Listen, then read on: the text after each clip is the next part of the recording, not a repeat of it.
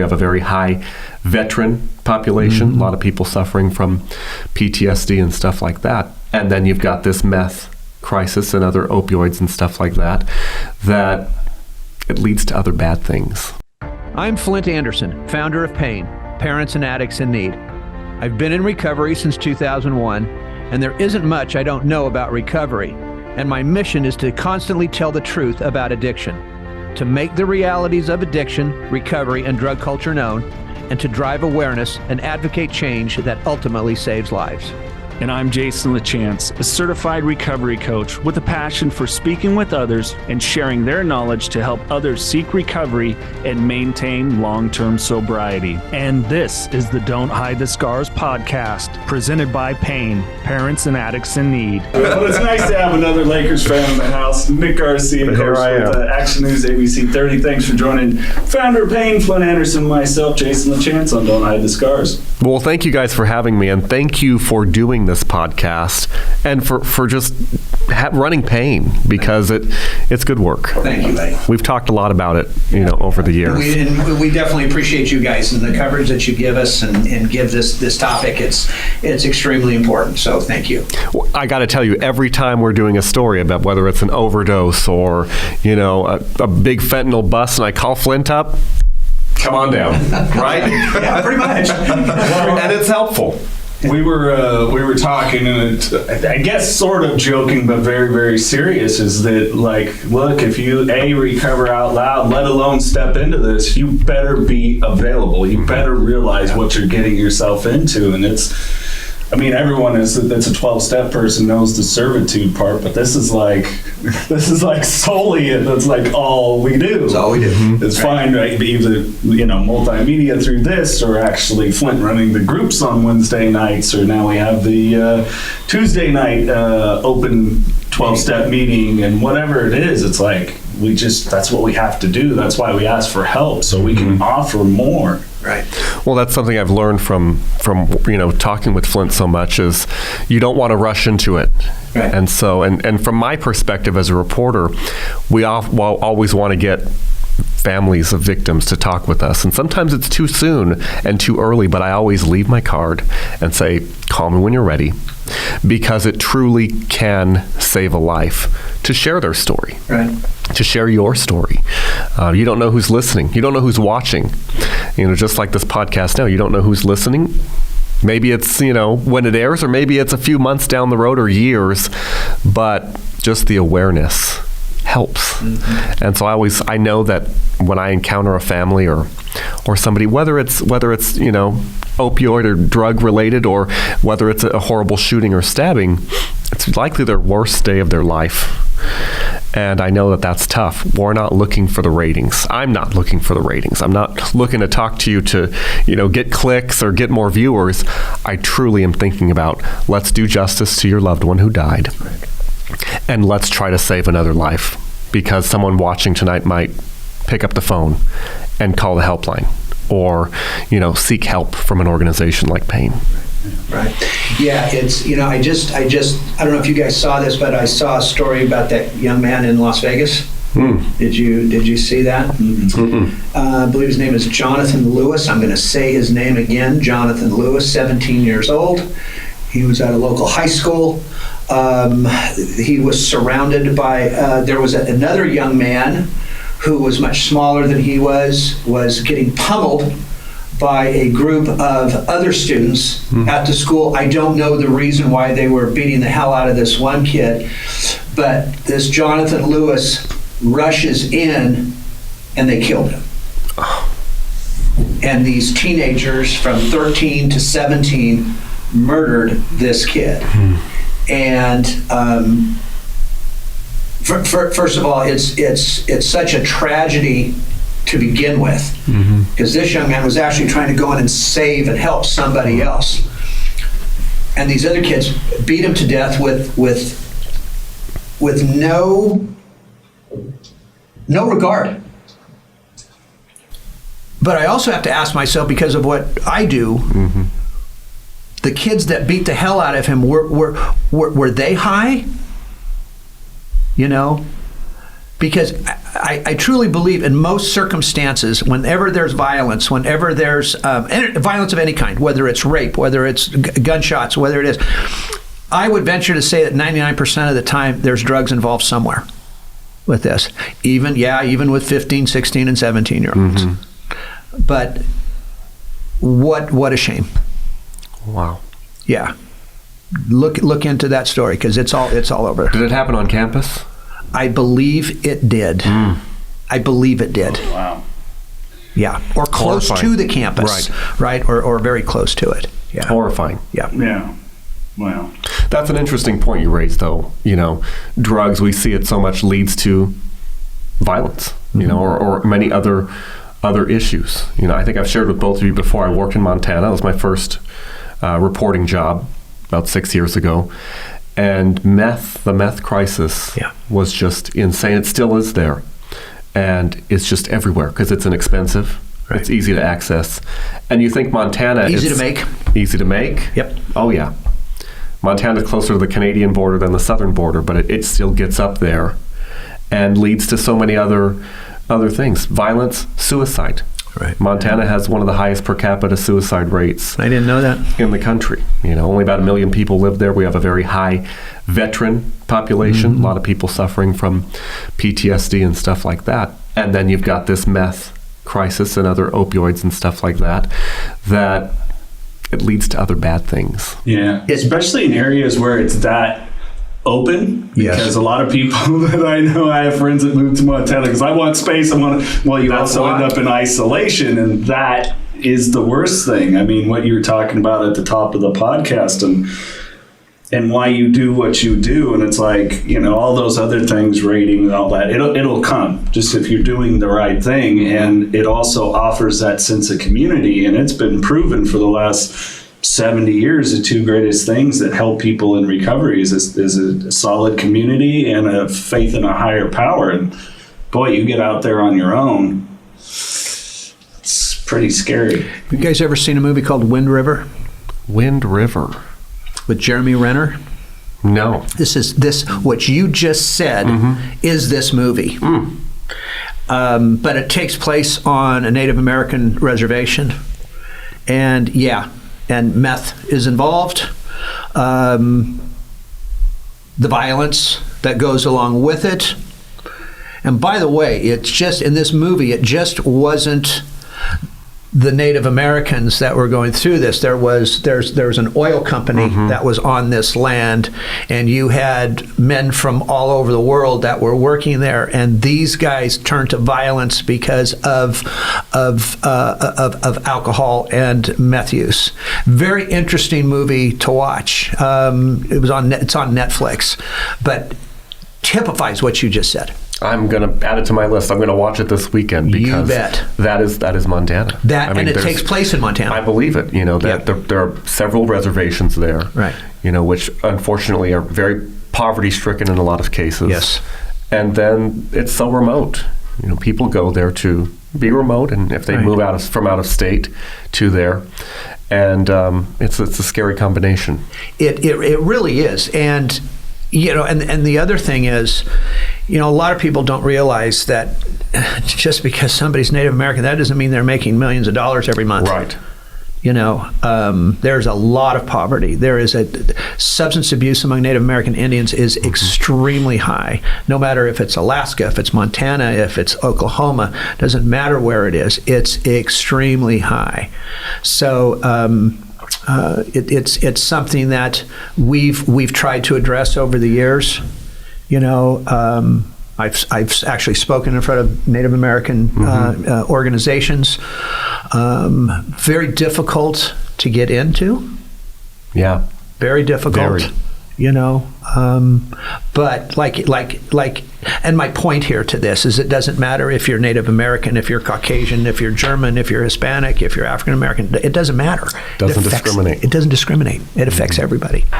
I'm glad you made that point, though. Growing up in Southern California, there are a lot of tribal casinos, and you just think, okay, That's not the case for the tribes here in the Valley Right. or in Montana. Right. And that was a whole new, eye-opening experience for me to go onto the reservations Right. and tell those stories as well. And it's beyond drugs and alcohol. It's people going missing and never being found. There is an interesting quote at the end of this movie, or interesting statement that they put on there, because this has to do with females, basically in this movie. And the statement at the end goes something like this. I can't quote it verbatim. But there are national statistics on missing women in the United States, but among Native American women, there are no statistics whatsoever. So they don't know what has happened to these women when they've gone missing. Yes, it's the MMIW, Missing and Murdered Indigenous Women. Is that what it's called? Movement. Yeah. And it's very prevalent there. And I've tried to break in, and I'm still working on it here because they're missing from everywhere. And a lot of these women you never hear from. Right. When I first moved there, the month prior, a woman went missing. Her name is Jermaine Charlo. And she's still missing. And it's believed that her boyfriend or estranged boyfriend killed her. But the body's never been found. And so there are literally countless cases like that that we just don't hear about. Right. Let's go down to the southern border. Yes. Right? I mean, look, and there are some great organizations in Fresno. Breaking the Chains is one of them. I love those ladies. But let me tell you something. I don't know why this isn't discussed more out there, Mr. Newsman. Okay. Hint, hint. All right. New Perceptions North, the premier drug and alcohol treatment and recovery center in Central California. A full continuum of medically supervised top quality care with programs for detox and patient residential treatment with dual diagnosis, intensive outpatient treatment, sober living support groups, and more. New Perceptions North provides adult men and women with the highest caliber of professional health care, treating each client with compassion and respect. In a safe, comfortable environment to begin the process of recovery to proudly create and sustain a life without addiction. Call 559-978-1507 or visit newperceptionsnorth.com. When you're trafficking women and children as a whole, but since people don't think that drugs are involved here? How do you think these sex traffickers are keeping these women and children under control? They are giving them drugs. They are giving them highly addictive drugs like fentanyl, like methamphetamine, because once they're addicted to it, they're not going to go anywhere. They can't go anywhere. I mean, again, but where are the stories about that? Where is the outrage for that? Right? It's interesting because, and speaking of the southern border, I went from Montana, I worked in El Paso for a couple of years. Right. And it was the same stories in that sense. Human trafficking is everywhere, unfortunately. And you're right, that's part of the game. The drugs, the control. And I feel sometimes like the reporter, I can't imagine how you guys feel, just always harping, getting the word out about, drug abuse and recovery. I feel the same way because I'm like, I'm telling the story, I'm doing the story. It's got to be on a higher level. It's got to keep becoming national news. Right. The whole missing and murdered Indigenous women, how had I never heard about that until I moved there? I didn't hear about it till just now. Exactly. Right. Why? Many days old. Why? Right. Yes. Yeah. Right. And to your point, it's just we can do the stories on a local level and hope that enough people are watching that night and hope that the right people are watching that night to make it take off. And as I've said before, I could do a story on this kind of stuff every week if I could. Right. And obviously, we cover everything, from car wrecks to, the new taxes and stuff like that. But you're right. I often ask myself, how do we get the word out more? So let me ask you this question. You just said something that struck a chord with me. So when you guys are doing a story and you're talking about a car wreck, right? And now you have a story over here, a potential story of fentanyl use or a woman gone missing. To me, to the average citizen that's sitting out there watching, I don't care about the car wreck. So I got to say that kind of tells me that that's about a rating thing, or that the news people understand their audience better than I do, and that's what people want to hear about. Is that part of it? You know, Flindt. And I don't want to put you on the spot, but I wish I had all the answers. But I think that one way of looking at it is, it depends. It depends on where the car wreck happened. Sure. You know, is it causing a big traffic delay? Is it right in front of somebody's house and stuff like that? Did it cause a fire? Is it multiple cars? Did somebody die? Those are the kind of questions we're asking before we decide, okay, let me throw this other story to the side. And we usually try to still get that in the show. It may not just be fronted by a reporter like me, but it'll be somewhere in there. Oftentimes, you know, if it's happening now, that's usually what we're going to go to and cover. Right. And in a lot of times, if it is an in-depth story on a missing person, we want to get that on the air, because of course, those critical early hours are really critical, you know, in finding somebody who's missing or something. Yeah. Well, and I think the thing that people don't understand, having worked in radio, did a little bit of television, mostly in production too, is, you know, some people are, well, I'm not, you guys never do stories about X, Y, and Z. It's like, well, in the day and age when news is turning over so fast, do you go to the website? Do you follow the channel on social media? Because I do. Because those stories are there, right? Because they're there. They live. They're great. I've been educated. You do awesome work. Great point. You know, and so it's hard that I don't think people understand. We can't take a half an hour news show and just plug in half an hour of fentanyl overdose. We have so much different stuff to get to. Well, that's what the beauty of websites and social media. Right. I mean, that it's sometimes a challenge to try to keep up with that too, because we're doing a lot. But that is the beauty of it, because I see my own friends on social media saying, why isn't the news covering this? And I get messages from people, there's no story about this. Did you look at your local news station? Right. Their website. And then I'll go and sometimes, if I have time, do the research and say, here it is. Right. They did something. Right. I mean, what would look? This was a few years ago where I came up with this idea that too bad we couldn't, whether it's published somewhere or spoken on the news, where again every day we gave the number of overdoses for that day. Just simply gave the number. 8,000 people today in the United States die of an overdose, and 3 people today died of an overdose in Fresno County. Boom. 5 seconds worth of one line. Okay? One line. Why can't something like that be done? That's a good question, and that's something I'm going to bring back to the station and ask about. And in the old days, when we were really into the prescription drug mess, right, with Purdue Pharma and doctors overprescribing, because they really can't right now because the way the system is set up.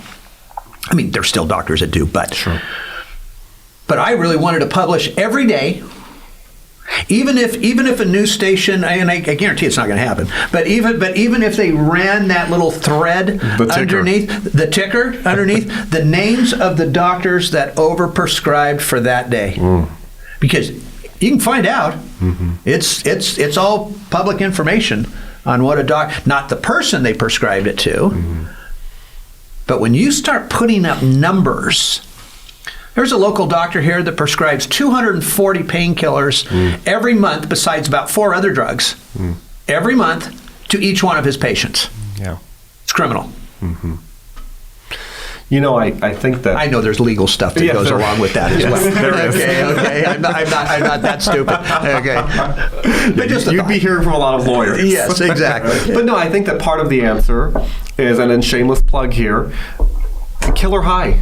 The ABC 30 original documentary kind of tackled some of that, because I'm also often thinking, what more can I do? Right. I can talk to Flindt, I can talk to the law enforcement, I can talk to the DA, I can talk to a victim's family, and I often want to do more. Right. And I feel like until you're thrown into this, you're not paying attention. Right. I meet so many families, and I know you do too, no idea about the epidemic we're facing right now until it impacts them. You're right.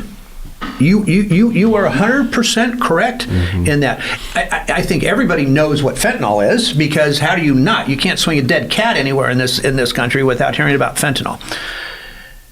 But until it impacts that family, it just kind of, right over somebody's head, which again is a shame. But again, you said something that just struck a chord with me. Okay, and again, you said it correctly. What can I do more as a reporter? Okay. Well, I got a couple ideas. All right. Okay. I'm taking notes. But again, it depends. And I'm going to give you the perfect example. We're going to take San Francisco here for a second, right? 500, I think it's a 500, I'm not off by much, $539 million budget for substance use disorder and mental health in San Francisco. They have a total of 57 beds for over 25,000 drug users in the city of San Francisco. There are other counties that have these budgets, and it's the same thing. Where's the money going? Why is there only 57 beds? Instead of promoting free needles, fentanyl test strips, to keep these people high, like Tom said, Tom Wolf, yeah. Tom Wolf said, he's big in San Francisco on this. Somebody can't get into treatment in San Francisco, they can go buy fentanyl for $5. 57 beds. Now, that doesn't include private treatment centers, but most of these people don't have private insurance. Right. It's expensive. It's expensive, right? Until we change the treatment, and I'm talking about county treatment now. I'm talking about people with Medi-Cal. Why does it take for some counties 2 years after a treatment center is established in an area? Why does it take 2 years for that county to approve that treatment center to accept Medi-Cal, when in that particular county there is one treatment center that takes Medi-Cal, and it's full all the time? So the other people that need the help, they are constantly 30 to 60 days out of just getting one person in. What is the problem? What's the holdup? If you or a loved one is struggling with addiction, please call PAIN, Parents and Addicts in Need, at 559-579-1551, or visit us online at painnonprofit.org. Follow us on social media on Facebook, Twitter, Instagram, and TikTok at Pain Nonprofit. And please subscribe to the Don't Hide the Scars podcast and share with others wherever you get podcasts and on YouTube.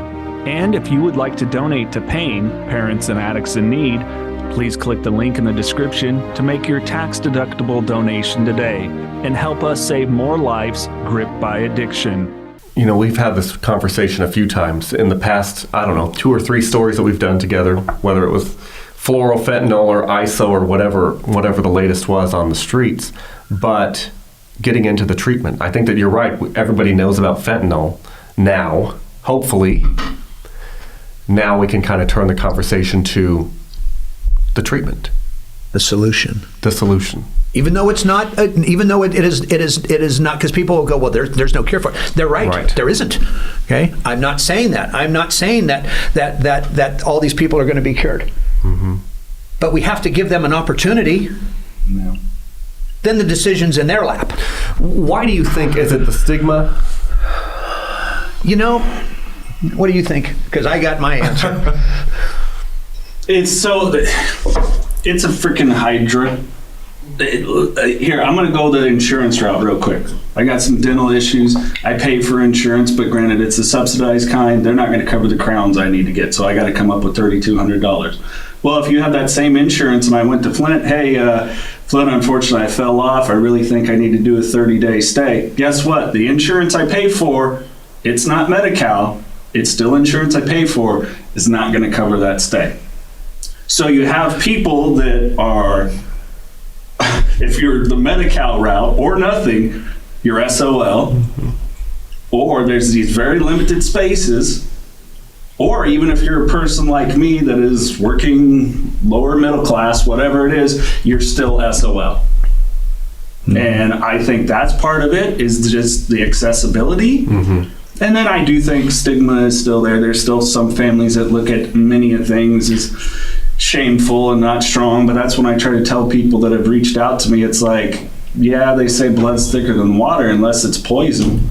You know, sometimes, I'm sorry, that's your problem. That's you taking a look at the root of where a lot of your issues are, and you want to get a better life that includes long-term sobriety, stuff you got to take a look at. Well, just like we said before, it doesn't discriminate on race. Right. It doesn't discriminate on the pocketbook either. Right. And it's like, you can be poor, you can be rich in dealing with these issues. But unfortunately, I think that a lot of the people who are on the poor side are the ones who struggle more to get treatment. They are. Sure. Yeah. They are. There's no doubt about it. They're going to look for more situations to adjust their nervous system. If you're, say you're working 2-3 jobs just to keep yourself afloat or whatever it is, and you know, that's taxing. You get home and you're just like, well, you know, let's say it's anxiety. Well, there's a really good thing. You can stop at that corner store and pick up and, you know, start to drink. And the more it starts to work against that anxiety, the more your mind's going to go, more of that. And you're on your way to a problem. Yeah. You know, let alone if it's the wrong crowd or whatever it is. And they're like, you know, here, try this pill. Well, what is it? Oh, it's just a Xanax. Well, and it's not. It's not. But, you know, you talk about this stigma piece, and I'm starting to take little issue with that word stigma. Because there are people out there that's what they do. They want to erase the stigma of addiction. The stigma is going to be there. I think we've done a fairly good job of trying to erase that to some degree. We're never going to erase it. I hope this makes sense. If we somehow could revamp the treatment system, if we could somehow, and this is going to take years, by the way, and if we could somehow see the successes that we have with, because there are successes out there. There's a lot of us out there that are still clean and sober today. I think that stigma will start to chip away. But we're not showing everybody the results. Does that make sense? We're not showing everybody, because everybody see what people see are all these people in San Francisco walking around like zombies. They're not seeing that with treatment, those people can actually get better. But again, look, there's going to be some addicts out there that are going to go, I don't want it. Yeah. Okay. I'm afraid. I don't want it. I like it. I like getting high. Blah blah blah. Fine. Your choice. Just don't taxi the system, in my opinion. Right. But there are people that, and there's reasons why. Again, there are reasons why people don't get help. The number one reason why there's 2 reasons why they don't get help. They are deathly afraid of the withdrawal symptoms because they think that they're going to be thrown in a room and say, good luck to you.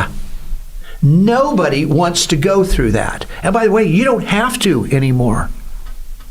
Medical detox is there. It's doable. You're not going to feel like shit. So you've got that piece of it. The other piece of it is The addict is afraid because that's all they know. What do we call it? The 2-block radius. Yeah. We all live in the 2-block radius. So if we can show some successes, I think that would go miles in this. But we're not going to be able to show the successes if we're not offering anybody a solution. I don't know. We've talked about this before. It seems like the solution, there's two aspects to it, 2 prongs. It's like treatment, which is important, but also prevention. You bet. And it has to start younger and younger. And it's like high school's not enough. You're Maybe right. middle school's not enough. I've asked Flindt before, but Jason, I'm curious. If you magically were appointed to just solve the problem, what would you do? Oh, Lord. Here we go. You know how that lotto thing has gotten up to $1 billion? That would go a heck of a long ways. But if somebody really just wanted to do good, not that we're told, but actually put boots to asses and got to it, you could make a huge dent. But we'd have to stop looking at the situation, especially with the homeless addiction crisis, as, well, we're protecting their right to be out there and live on the street. And it's like, no, stop, that's inhumane. These people are a harm to themselves. They need some interdiction to come in and say, look, hey, we're here for you. When we're not, like Flindt said, we're not taking you, throwing you in a room, but we're going to show you the light. Like, we're going to show you the light.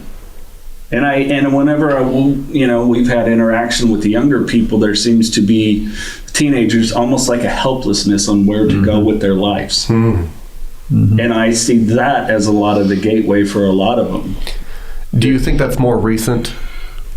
Yeah. I think the pandemic screwed up a lot of kids. Yeah, it did. That isolation, that being shut down. I mean, I relapsed during it. I don't know. Night, slip up, relapse, whatever you want to call Yours it. was a slip.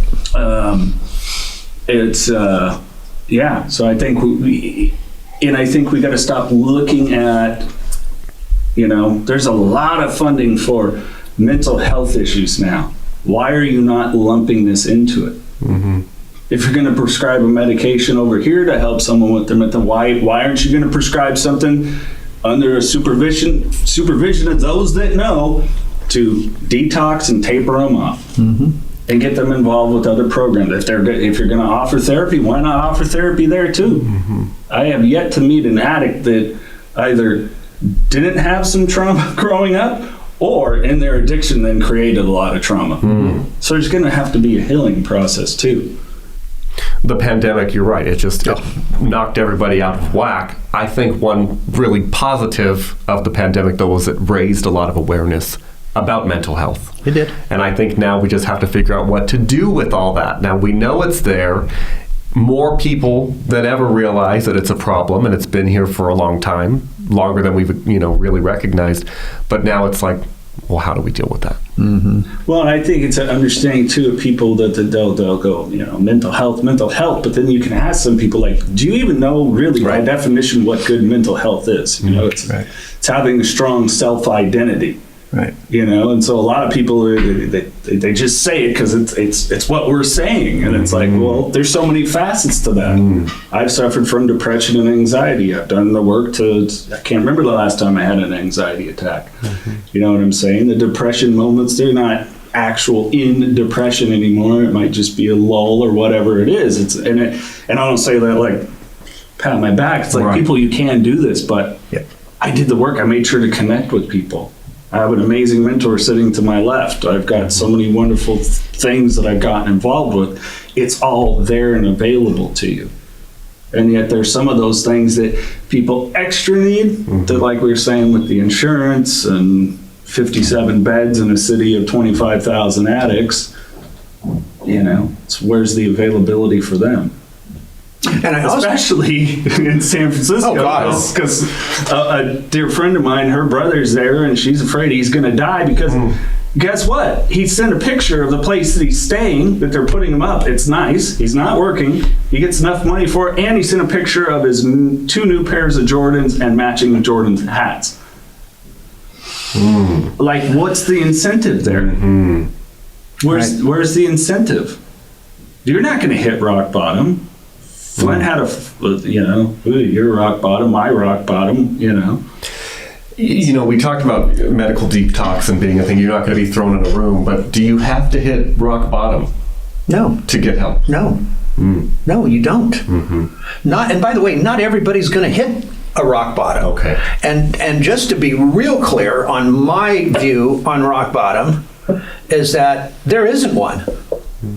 Rock bottom is death. We always have 10 more feet to dig. Until you don't. Until you don't. Right? Now, you can use the term rock bottom because, I do believe that people have that place, whatever you want to call it, that they finally go, I can't do this anymore. I can't do this anymore. But you don't have to be homeless. You don't have to be crapping yourself walking down the street. You don't have to be in that position. But most people don't know where to turn. And when they do turn, they're only going to turn two places, to the private sector or to I call it the government side of it. And when you deal with the government side of it, it's a nightmare. The phone call's a nightmare. Not once in a county-run system in their 19-minute we tested this. We tested this. Their 19-minute voicemail, especially after 5 o'clock when everybody goes home. Do you know there's not one place in there where it says if you need inpatient detox, push this button, call this number? Nowhere. That's the national hotline, says the same thing, and then it reverts right back to the county you're from. And it says the exact same thing. Or they can call a private treatment center, and if they don't have insurance, are going to get the shock of their life on how expensive it is, and they're going to hang up. But there's reasons why the private sector is that expensive. Right. Because where we live, what we in private treatment, again, I know people are going to go, oh, poor you. Okay, well, guess what? Yeah, we can't help the people that we want to help because we've got a state, we've got a government that is sucking most treatment centers dry, especially starting out. It's enormous. The restrictions, the taxes, the this, the that, dealing with the state itself is a nightmare. So those are the two options that somebody has when they're calling for help. And it shouldn't have to be that way. And why can't private and government work together on this? We're more than willing. We are more than willing. And maybe on a later podcast we can talk about some of those because I do have some solutions for this county of ours that I love. But until we can get people listening to what we're saying, it's just going to be the same old crap. And nothing's going to change. Again, just on a kind of a little side note. Yeah. It's like Pam yesterday. Everybody's promoting, not everybody, because I don't believe in it. A lot of people don't, are the fentanyl test strips. I'm going to show you one. You need a degree in engineering to try to test your drug. And there's all these steps to go through. And everybody's going, oh, just test your drugs. Just test, well, first of all, they're wasting their drug to test it. And a drug addict is not going to waste their drug to test it. A drug addict that's going through a detox moment, is not going to spend the next 13 minutes, that's what it takes, the next 13 minutes, right, to unscrew it, dip it, clean it, wash it, whatever the directions say on there, to wait to see if he just wasted most of his drug. You said 13 minutes. I just want to back up to that. It's a little shorter. How long is it? 10 minutes? I don't remember maybe But 7 how minutes. long is 7, that 8 to an addict? Oh, it's forever. Oh, yeah. Especially if you're going through withdrawal symptoms. It's forever. Every minute. Yeah. Every second counts. When one is going through opioid withdrawals, there is nothing worse on this planet. I would rather have open heart surgery 5 times in a row, I'm dead serious, than to go through an opioid withdrawal, especially after long-term use. It is brutal. It's brutal. It's ugly. It's pathetic. I can't even give it justice to try to explain it. That's how bad it is. And until people start to understand that, part of the message we're trying to get to Sacramento, to all these people, the insurance people, look, until you can give these people a place to go, this isn't going to change. They're going to always go to that drug first. On the other hand of that, we kind of touched on prevention a little bit and get it reaching, younger people. We've talked about this before too. Is it the scared straight method? Is that working? Does it work? No. I find when I speak and Flindt, you cut me off or whatever with you, I just tell them my story and I just say, hey, look, where you're at in life, like all this is available to you, like, but it is truly on you. I know you feel powerless, but there's disempowering decisions and empowering decisions.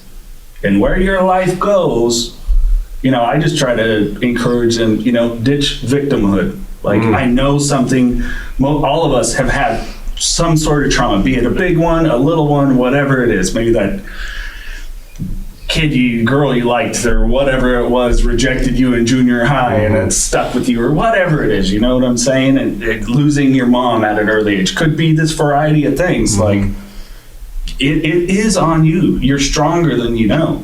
And there are empowering decisions and disempowering decisions. And either way, you're responsible, no matter what. And sometimes it's nicer to go, I'm going to do the right thing so I don't have to clean up a bunch of bullshit. Yeah.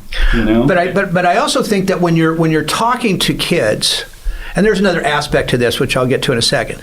But when you're talking to kids in particular, it's not the scared straight thing that's going to frighten them into all of this. It's the truthful stories, though, that have some meat in it. When I was doing this a lot, because now I'm everybody's grandfather's age, right?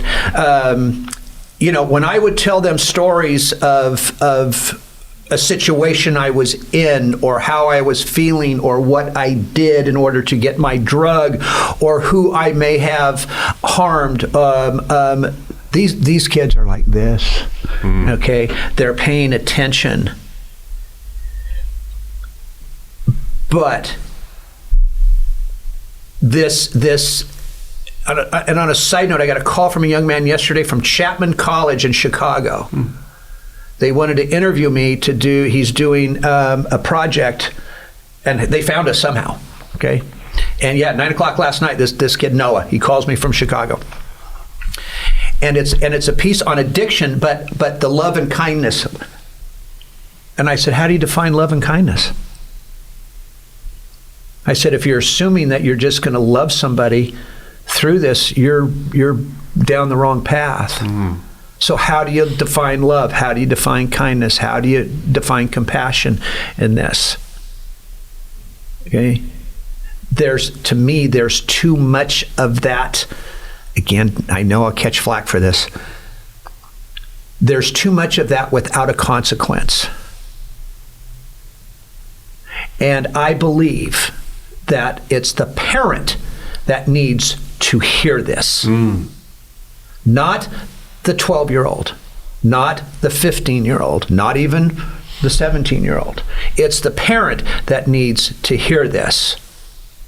And we need the schools to allow us in to talk about this. Just not talk about the number of people we lost. That's important, but that's not what this is.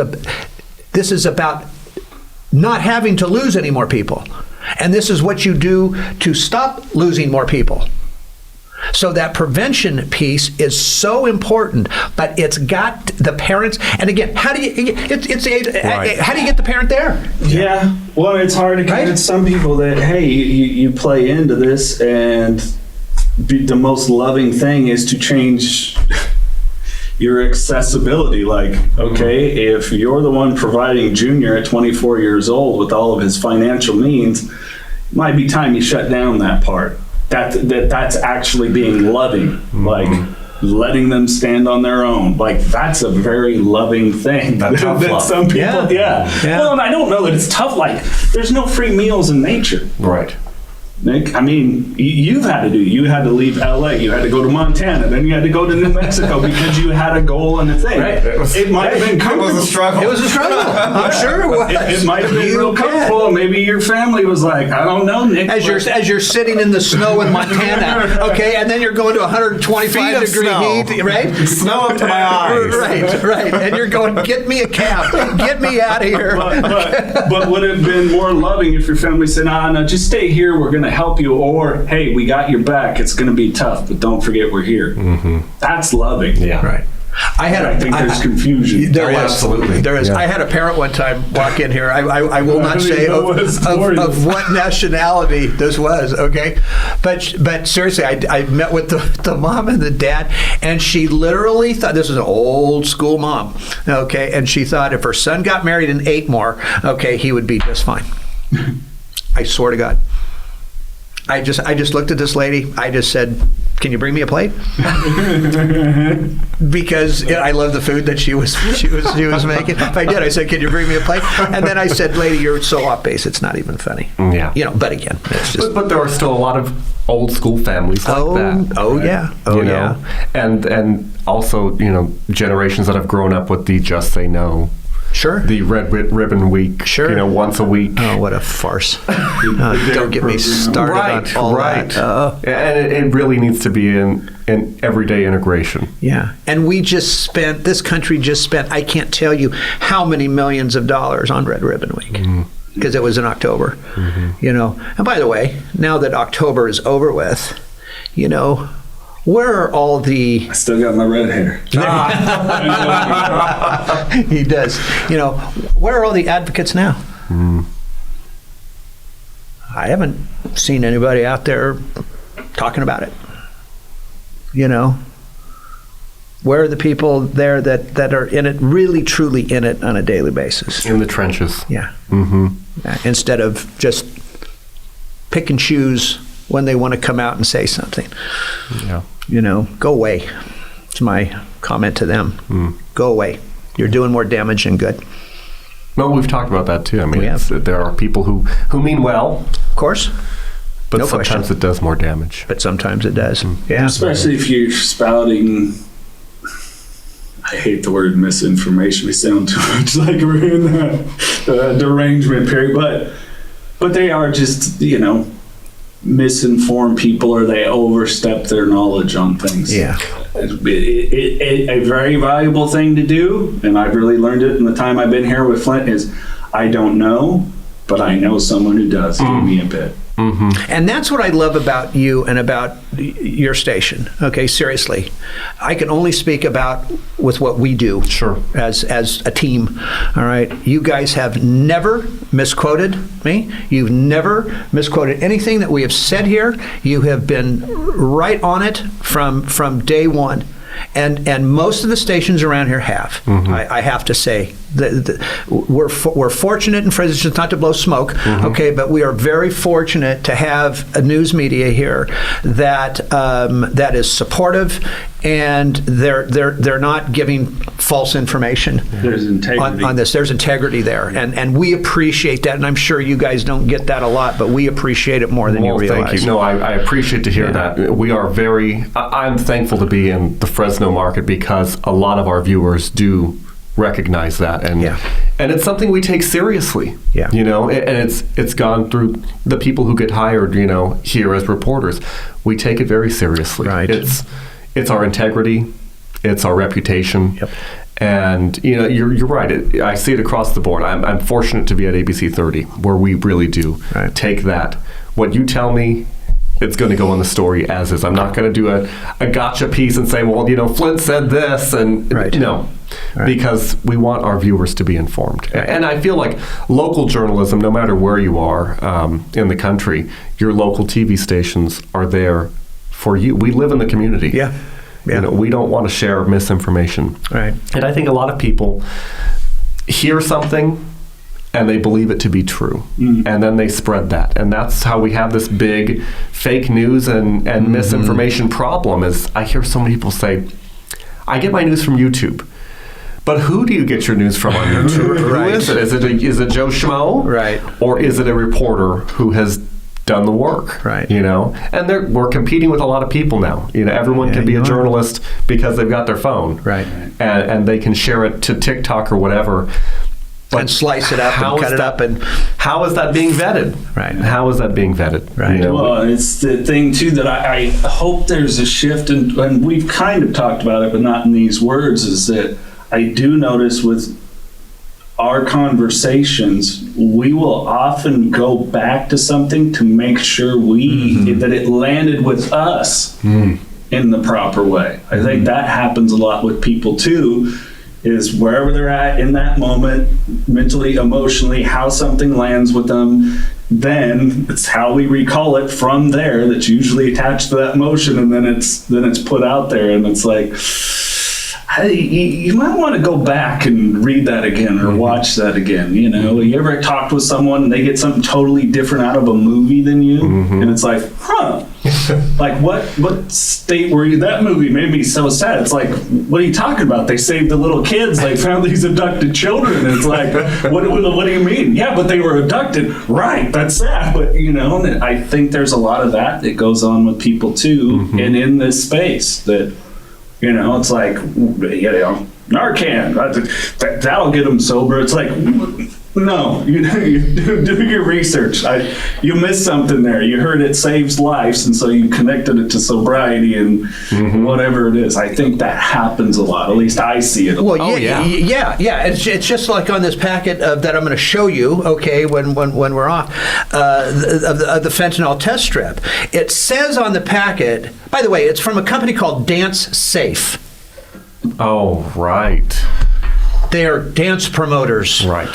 So they're giving this to your kids that are going to their raves and their dances, all right? So Pop and Molly. So you can test your Molly and your cocaine, okay, which, yeah, right, they're going to do that too. Okay. But on the packet, it says, basically, make sure you carry Narcan with you.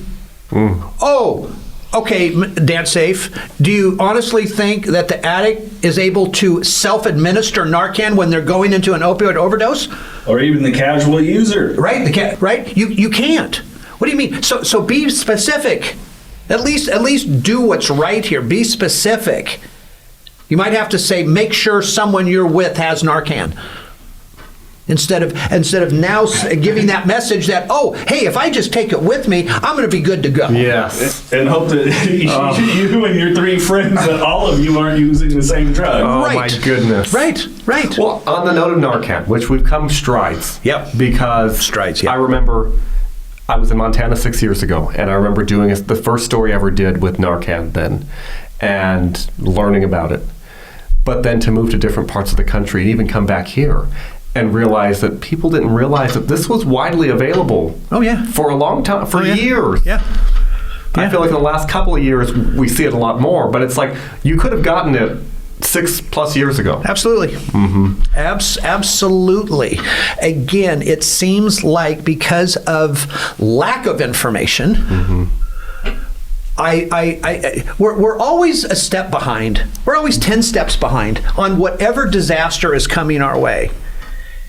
And again, I'm not going to get all political here, but we should have stopped Hitler in 1939. Seriously. You stop his ass in 1939, we don't have World War II. We don't have 6 million people massacred. And right now, history is repeating itself if we don't put a stop to it. Again, my personal opinion. And I'm not going to say I'm this great futuristic mind here, right? The Wizard of Oz. Okay. Come see Flindt Andersen, the soothsayer. Right. But damn it, I saw this coming, okay, in 2011 and in 2012. The writing was on the wall. As soon as that first Purdue story hit, I was up every school's butt here in the area and was in those schools. And said basically, and again, all over the place. Look, this is what's coming. We heard about fentanyl when Russia was actually shipping it to the east part of on the eastern seaboard of the United States. Okay, China wasn't even involved yet, and now look. So we're constantly repeating ourselves historically, and so, but to go back to your point of the Narcan, yeah, but it's also, look, I don't need it. I mean, it's not. I don't even know what it is, right? That's why it's just so massively important that we continue to get to parents, and there's two places to get to parents. There's only two, in my opinion. Schools and churches. And neither of them think they have a problem. Neither. I've been doing this, 15 years? I've spoken to 2 churches. 2. 2. That's shocking. Unbelievably shocking. Mm-hmm.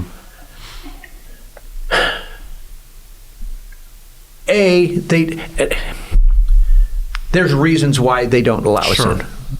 They don't want to give up the pulpit on Sunday morning. By the way, that's the audience we need, is on Sunday morning, because that's when everybody shows up. Not everybody shows up on a Wednesday night church service. Mm-hmm. Not everybody shows up on a Tuesday night, coffee clatch.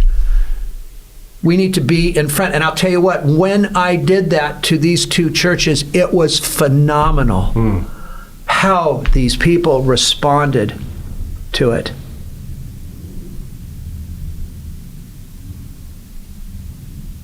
It just was phenomenal. And I'll never forget, my opening line to one of these churches was, it was interesting, when we went and the place was packed. And again, the majority of these of the congregants were kids that went to Clovis West and Buchanan and Bullard and those schools. And they had it was every once a Sunday they celebrate all the little 5-year-olds and 6-year-olds' birthdays. Okay, and it was just cute. All right, you got all these little kids running around. Okay, and then the pastor called me up, and my opening line was, "This is probably the most beautiful thing," I said, I could see today. All right, I said, but I'm going to wonder how many of these kids I'm going to see 10 years from now. So I hope you're all listening today.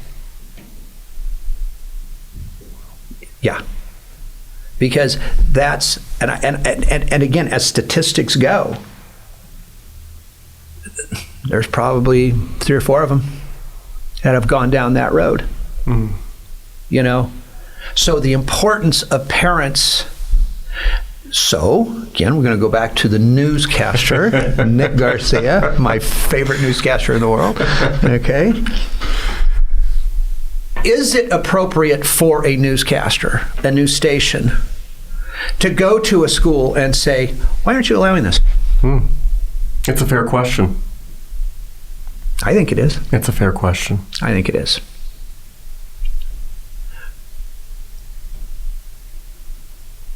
But they have to bring the right people in. Okay? Yeah. You got to bring the right people in.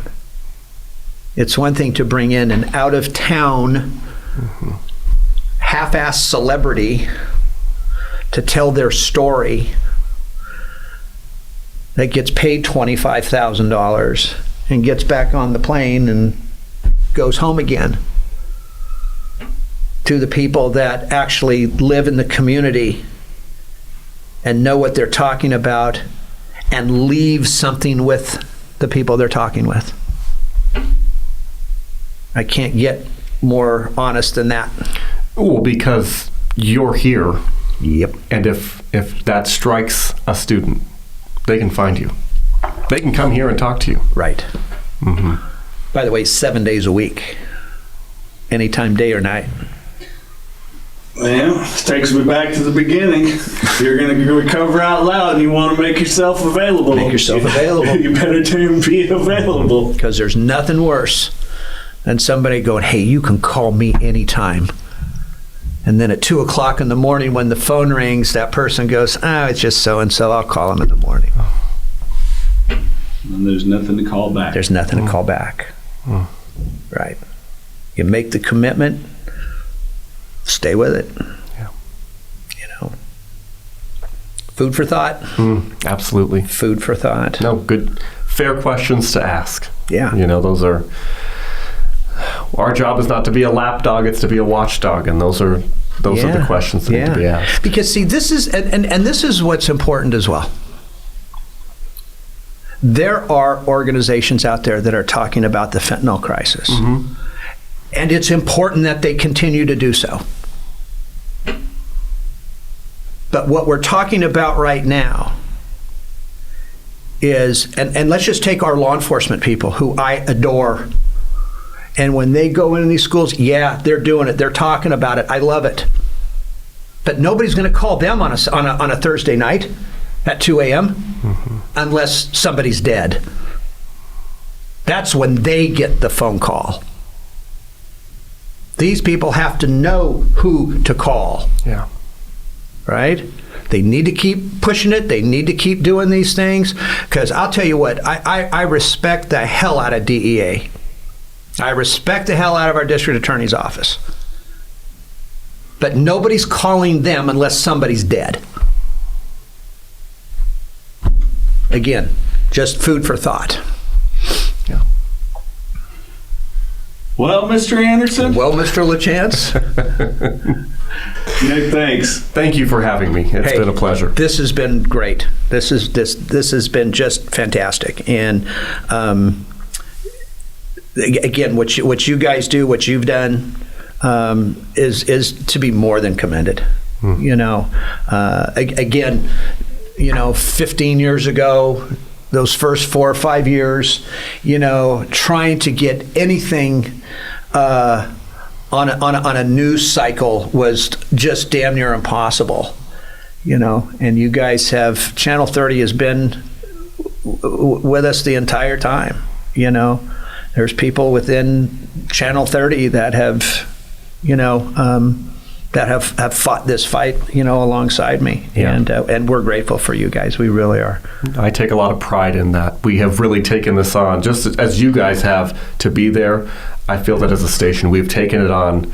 We know that viewers expect it from us. Yeah. And we know that they're going to listen when we do a story about fentanyl. Yeah.